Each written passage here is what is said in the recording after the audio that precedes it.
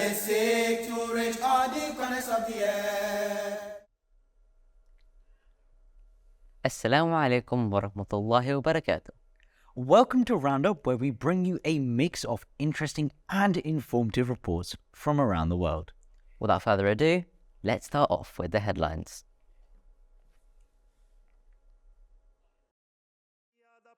Thousands of mourners and faithful paid their respects to the former Pope Benedict inside St. Peter's Basilica over the past week before his funeral on Thursday. Pope Benedict passed away on December 31st. He stepped down in 2013, becoming the first pontiff in 600 years to do so. Travelers from China are facing renewed COVID-19 testing as a wave of new infections has left Chinese hospitals and funeral homes overwhelmed. The EU recommended rapid tests and random checks upon entry on Wednesday. New variants of COVID are spreading worldwide. Egypt announced the recovery of an ancient Egyptian sarcophagus lid from the United States on January 2nd. The lid is painted in green and believed to belong to a prestigious state official in ancient Egypt's late period and weighs nearly 500 kilograms. The recovery of the prized relic is a part of a memorandum of understanding signed between the United States and Egypt in 2016 and 2021 against the illegal trade of smuggled cultural products.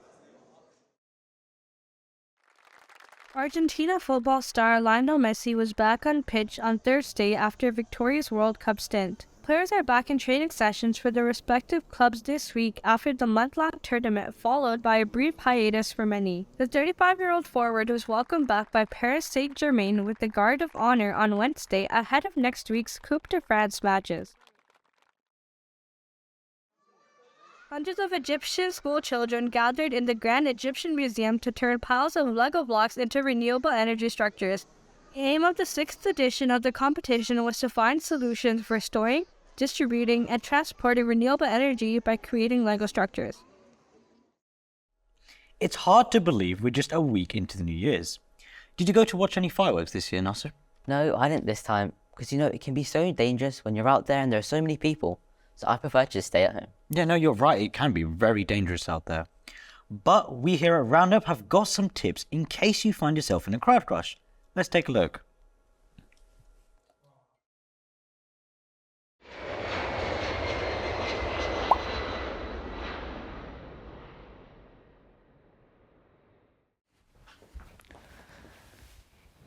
Whether you're at a train station or a sporting event, chances are you've been part of a crowd.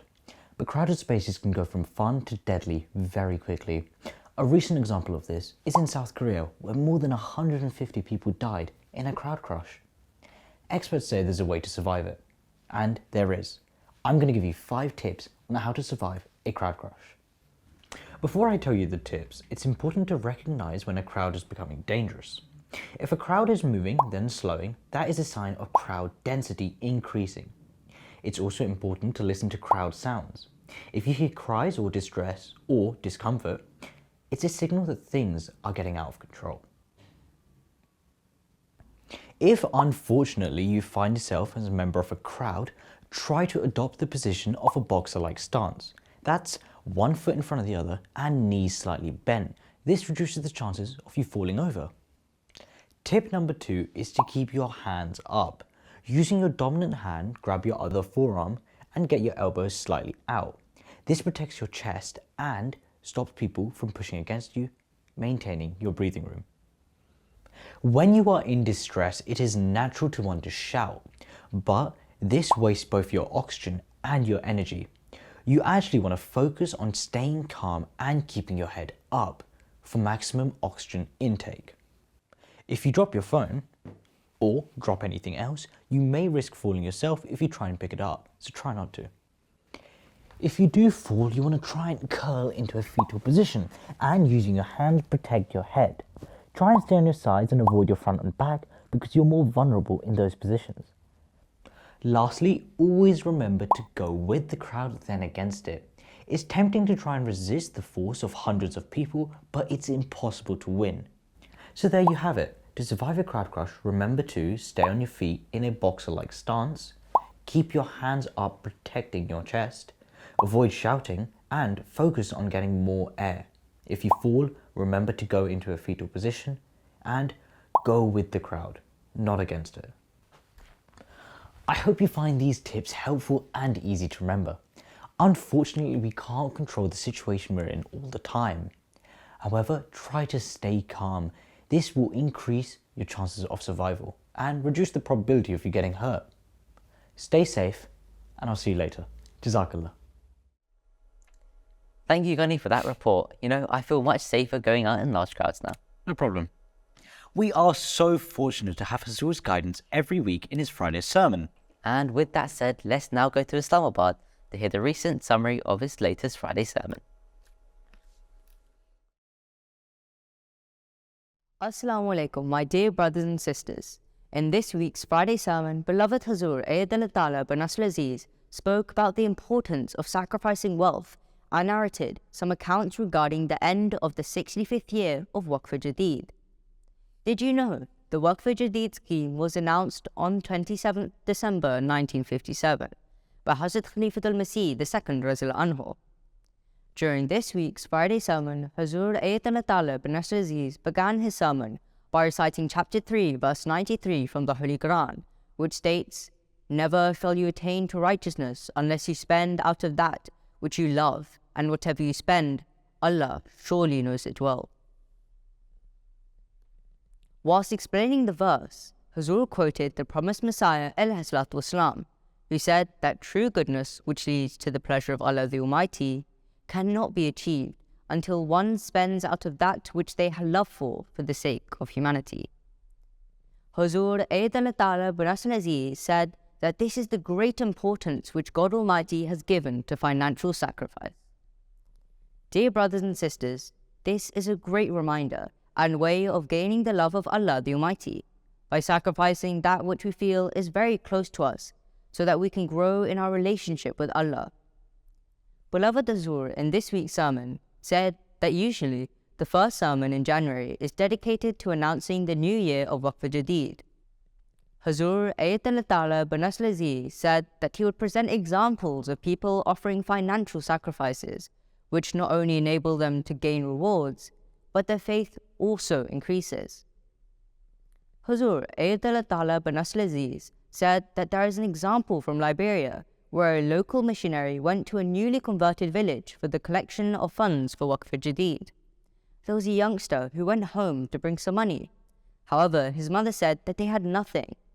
Then the youngster came running, saying that he had $250 Liberian, which his father had given him for his school fees. However, he did not wish for his household to not get the blessings. A short while later, the youngster said that a relative of his gave him $2,500 Liberian in order to cover his school fees. Thus, the sacrifice which he then made was increased tenfold. Dear brothers and sisters, this is a beautiful example about how Allah the Almighty blesses those who sacrifice in the way of Allah with pure intentions. Hazur Ayyadallah Ta'ala bin Nasr Aziz said that in Tanzania there was a woman who had gone to the market. On the way, she met the local missionary, who told her about Waqf Jadid. She had 2,000 shillings with her, and so she gave 1,000 to the local missionary and said that she would use the remainder for her household costs. Only a few moments later, another lady called out to her, and she realized that this was a lady to whom she had loaned 5,000 shillings quite some time ago, and had lost hope of receiving it back. However, right at that moment, the lady came to her and returned the amount of 5,000 shillings. Upon receiving this, she immediately went back to the local Murabbi and told him that this had only been due to the blessings of offering financial sacrifices, and gave 1,000 more shillings for Waqf Jadid. Hazur Ayyadallah Ta'ala bin Nasr Aziz said that he would present some statistics from the previous year of Waqf Jadid. By the grace of Allah, the 65th year of Waqf Jadid came to an end on 31st of December. The community presented more than 12.2 million in sacrifices, an increase of 928,000 from last year, despite difficult financial conditions in the world. The ranking of the top 5 countries in the term of collections is as follows. In first place was the UK, Canada, Germany, USA, and India. Dear brothers and sisters, this was just a very brief summary of last week's Friday sermon, which was filled with many interesting stories and incidents. We hope you are able to hear the full sermon, which can be found on mta.tv. Until next time, Assalamu alaikum. Jazakallah for that summary. Today we'll be taking you to Frankfurt, Germany to check out the infamous Christmas market. Well, let's take a look.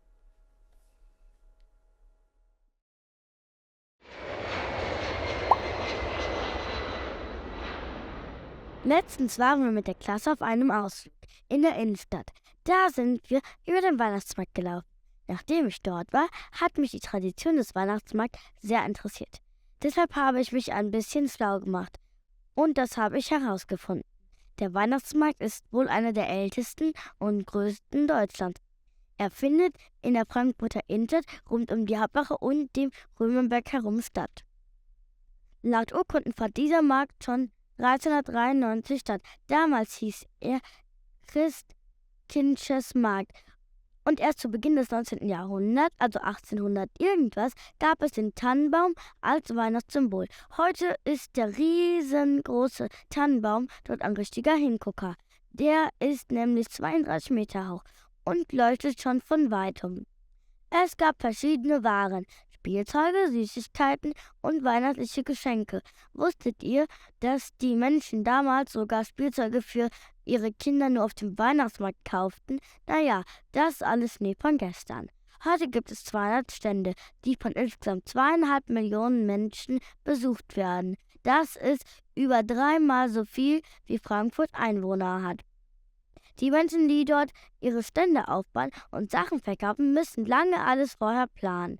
Und jedes Jahr mit viel Mühe und Kraft alles aufbauen. Es gibt auch heute viele Sachen zu verkaufen. Mützen, Hüte, Schals, Weihnachtsdeko und. Aber es gibt auch sehr viel Essen. Crepes, gebrannte Mandeln, Bethmännchen, Bratwurst, Handkäsefondue und mein Favorit, die Blauzuckerwatte. Neben dem Essen gibt es auch Unterhaltung. Auf dem Römerberg gibt es auch eine Bühne, auf der Adventskonzerte gespielt werden. Und das Coole ist, es gibt sogar Karussells. So, das war's auch schon. Ich hoffe, ihr konntet einen Einblick in die Tradition des Frankfurter Weihnachtsmarkts gewinnen. Jazakallah for that informative report. Ghani, did you do anything useful over the holidays besides playing video games? No, not really. It was a holiday. Well, we could have learned from Zachariah, because in our next report, he takes us along as he volunteers at the community centre over his holiday break. Let's go have a look.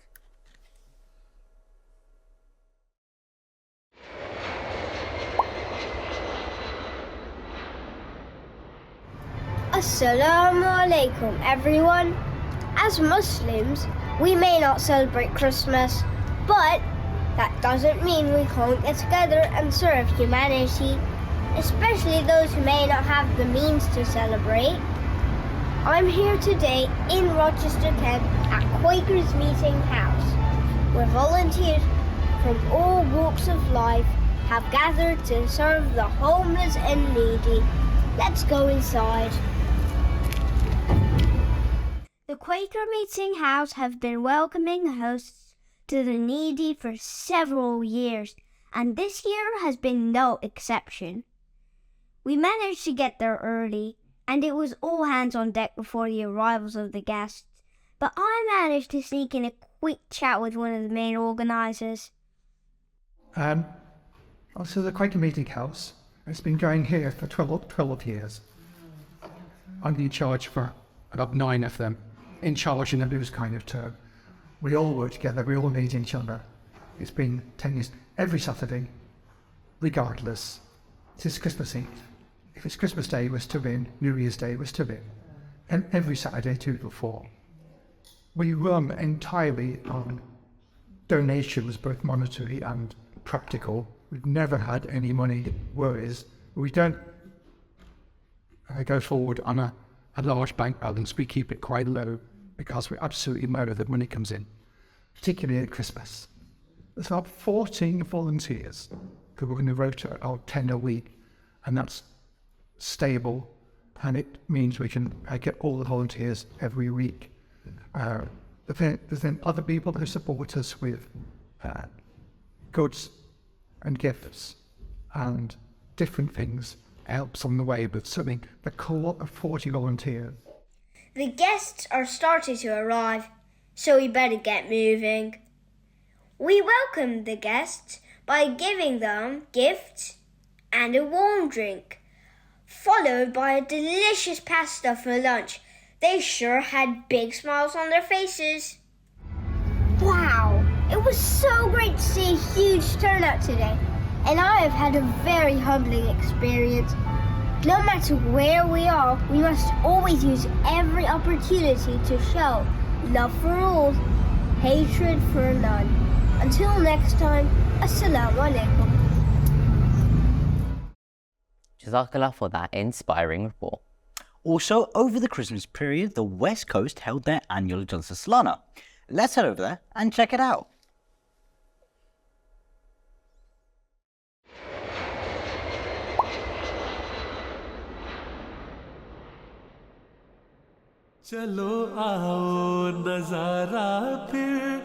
Assalamu alaikum and welcome to the 35th Jalsa Salana USA West Coast.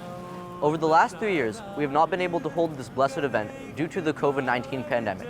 But alhamdulillah, this year we have an opportunity to hold it again at the Beit al-Hamid Mosque in Chino Hills, California.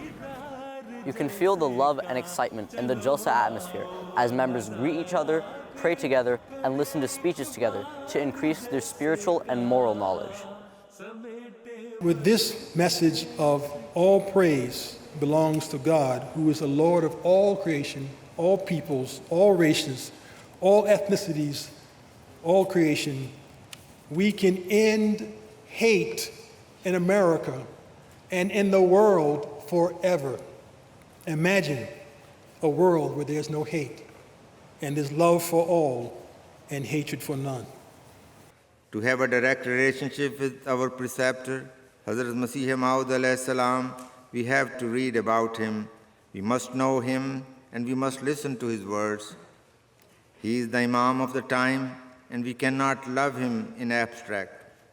We must recognize him ourselves so we may strive to follow on his footsteps. Alongside the Jalsa sessions, kids got involved too with water duties. Over here, we have the water distribution tent. What we do here is that we stack water bottles onto trays, and then during the sessions, we go inside and we pass out water to whoever would like it. This makes me feel good because I've heard that there are special blessings in serving water to the guests of the Prophet Messiah alayhi salam.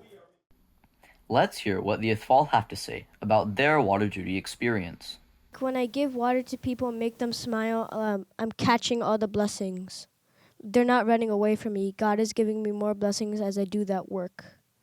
My father is very happy, and my mother is just having a meltdown because I'm so happy. So, yeah, I think they're happy at me. This Jalsa has left me refreshed and full of ideas on ways I can improve. May Allah enable us all to get the blessings of this Jalsa and hosting the guests of the Prophet Messiah alayhi salatu wasalam.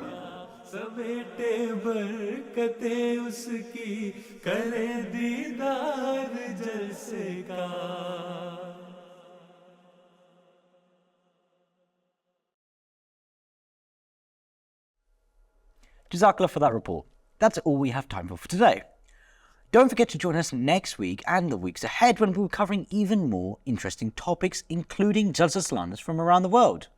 And as always, we love hearing what you have to say. So don't forget to send us your feedback at our socials or our email at roundup@mta.tv. Until next time, Assalamu alaikum. Oh, I shall call, oh, I shall call, I shall call, oh, I shall call, I shall call. Thy message to reach all the corners of the earth. Oh, I shall call, oh, I shall call, I shall call, oh, I shall call, I shall call. Thy message to reach all the corners of the earth.